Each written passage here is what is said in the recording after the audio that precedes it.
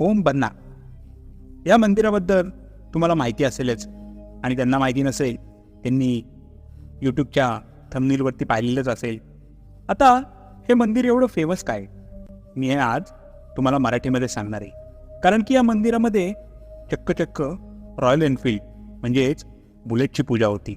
आता ती का होती, ती ओम बन्ना कोण होते, त्यांची कहाणी काय, मी हे आता तुम्हाला स्पष्ट करून सांगतो. ठाकूर ओमसिंग राठोड म्हणजे ओमसिंग बन्ना यांचा जन्म पालीच्या चोटीला गावामध्ये झालेला होता 5 मार्च 1965 साली. ठाकूर जोगसिंग हे ठाकूर ओमसिंग बन्नाचे वडील होते आणि ठाकूर ओमसिंग हे त्यांच्या आईवडिलांचे एकुलते एक सुपुत्र. आता ते एकुलते एक असल्यामुळे आणि त्याच्यात राठोड खानदानामध्ये त्यांचा जन्म झाला असल्यामुळे आता त्यांचे लाड काय प्रकारे होत असतील हे तुम्ही समजू शकता.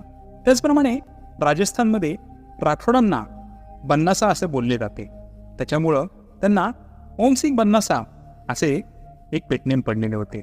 आता ओमसिंग बन्नासाबद्दल सांगायचं तर गावामध्ये अजूनही सगळे सांगतात की त्यांच्यासारखा दिलदार व्यक्ती कोण नव्हता, गोरगरिबांना मदत करणारे, पण तेवढेच त्यांच्या राठोडी रुबाबामध्ये राहणारे ते काही युवराजापेक्षा कमी नव्हते. आता ते त्यांच्या आईवडिलांचे एवढे लाडके होते की त्यांनी एखाद्या गोष्टीची मागणी केली आणि त्यांना मिळाली नाही हे असं कधीच होणार नव्हतं.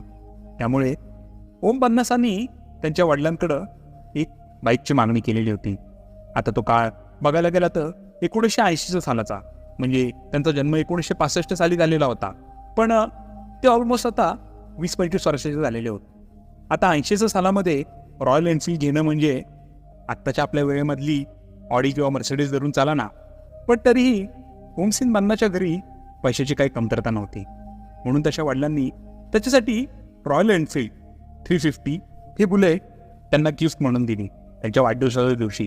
आता जशी त्यांना ही फटफटी मिळाली, बन्नांसाठी ही स्वप्नापेक्षा काही कमी नव्हती. ती गाडी त्यांना खूप लाडकी होती, म्हणजे सारखे ते त्याच्या गाडीवरतीच असायचे. बघावं तेव्हा गावामधनं ते फटफटी घेऊन इकडं तिकडं फिरत असायचे आणि कितीतरी वेळा आपल्या मित्रांशी गप्पा मारताना हे त्या गाडीवरतीच बसलेले असायचे.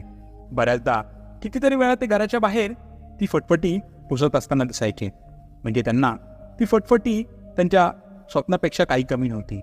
एका अर्थाने त्यांचं स्वप्न पूर्ण झालेलंच होतं. आता ओमसिंग बन्नाचं लग्न 15व्या-16व्या वर्षात झालेलं होतं आणि त्यांची पत्नी ही बाजूच्या गावातलीच होती. त्याच्यामुळे बऱ्याचदा आपल्या पत्नीला सोडण्यासाठी ते तिच्या घरी जायचे त्या फटफटीवरनंच, आणि रात्री उशीर झाला की त्याच फटफटीवरनं ते तिला आपल्या घरीही घेऊन यायचे. म्हणजे ओमसिंग बन्ना त्या काळामधले एका अर्थाने बघायला गेलं तर बाईक रायडरच होते. आता दिवस तर छान चाललेले होते, पण त्यानंतर ती काळी रात्र आली, ज्यावेळी ओमसिंग बन्नावरती काळाने घाला घातला. ओमसिंग बन्ना आपल्या पत्नीला तिच्या घरी सोडून जेव्हा आपल्या घरी चाललेले होते, त्यावेळी जवळजवळ 11-12ची वेळ आलेली होती. रोड पूर्ण सामसूम होता, पण त्यावेळी का जाणे की ओमसिंग बन्नाला मोकळा रोड पाहून गाडी जोरात प्रवाहाशी वाटली. आता 350 cc ती गाडी, आणि त्या पूर्ण मोकळ्या रोडवरती आता ओमसिंग बन्ना जोरात गाडी पळवू लागले. गाडी जोरात चाललेली होती, जसं ओमसिंग बन्ना हवेशीच बोलत होते, पण असं करत असताना ती गाडी कधी स्पीड लिमिट क्रॉस करून गेली हे ओमसिंग बन्नालाही कळलं नाही. तेवढ्यात रोडच्या बाजूला एक डावं वळण आलेलं होतं.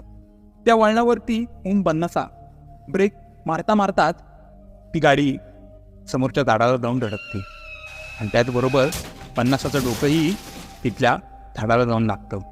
बन्नासाच्या डोक्यातून प्रचंड रक्तस्राव व्हायला लागलेला होता, पण मागणं येणारा ट्रक ड्रायव्हर यांनी ती गोष्ट पाहिलेली होती. तो लागलीच खाली उतरला. त्यांनी जाऊन बघितलं तर ते ओम बन्नासा होते. आता ओम बन्नासा हे गावामध्ये आणि गावाच्या आजूबाजूला बरेच फेमस झालेले होते, कारण की त्यांच्याकडं जी एनफिल्ड गाडी होती ती त्यांनी ओम बन्नासाची मदत करण्याचा प्रयत्न केला, आणि तिथंच ओम बन्नासाचा जागीच मृत्यू झालेला होता. आता त्यांनी तडक तिथल्या पोलीस स्टेशनला जाऊन संपर्क केला आणि ओम बन्नासाची स्थिती सांगितली, आणि पोलिसांनी ओम बन्नासाच्या घरी त्यांच्या निधनाची वार्ता सांगितली. आता हे जसं गावामध्ये कळलं तसंच गावामध्ये मोठी शोककळा पसरली, कारण की एका अर्थाने गावाचे युवराजच त्यांच्यापासून लांब गेलेले होते. गावामध्ये रडारड चालू झाली. त्यांच्या अंत्यविधीला जवळजवळ सर्व गाव सामील झालेला होता. पण त्या बाईकचं काय? आता ॲक्सिडेंट झालेल्या ठिकाणी जेव्हा पोलीस पोहोचली तेव्हा त्या बाईकला जास्त काही प्रमाणात डॅमेज झालेलं म्हणजे काय लागलेलं नव्हतं. म्हणून ती बाईक त्यांनी फक्त एव्हिडन्स म्हणून पोलीस स्टेशनला घेऊन गेले. पोलीस स्टेशनच्या बाहेर इतर जशा गाड्या लावलेल्या असतात तशीच ओम पन्नासाची गाडीही तिथंच लावली गेली होती. पहिली रात्र उलटून गेली. आता इकडं ओम पन्नासाचा अंत्यविधीही झालेला होता.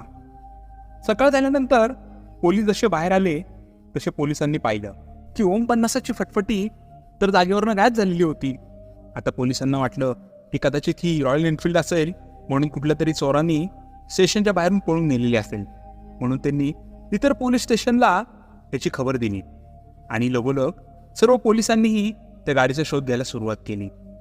त्या गाडीचा शोध घेत असतानाच त्यांना वॉकीटॉकीवरती एक अज्ञात फटफटीची माहिती मिळते. पोलीस लगोलग तर त्या ठिकाणी जातात आणि तिथं गेल्यानंतर त्यांना कळतं की हीच ओम पन्नासाची फटफटी होती.